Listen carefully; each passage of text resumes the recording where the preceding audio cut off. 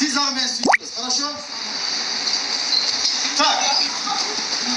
Главный приз. Главный приз olanlar, kol çallar.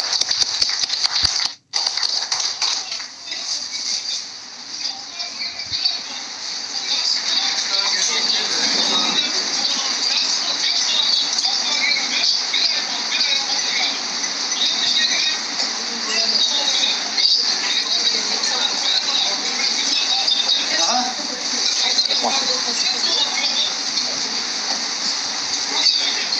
Al bastır. Ona at ondan. Bu suyunuş gözyaşları olsun aka. Kulağımda kegelime bir ay oldu. Rastya kegelime bir ay oldu. Kança balam var dediniz? 5 balam var değil. 5 balam vardı. 2 oğul 3 kızım vardı. Taksın. Bir vapros sizge. Tanıttınız. Alasanız 2 başta alınız. Cambridge 70 milyon Lexus alınız. Cambridge 70 milyon bir Lexus verelim 350 verelim.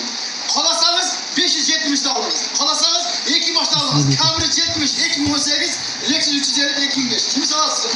Tam da. Tamam, kalasanız 2 hafta onu alasınız. Kalasanız 570. Emin yaşla oylanıp durup tanıdınız.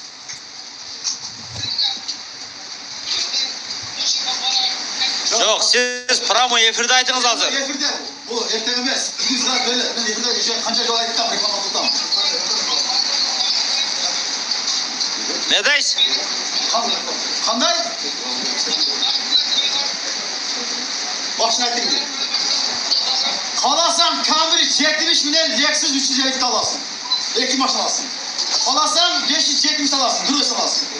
Kandaysız.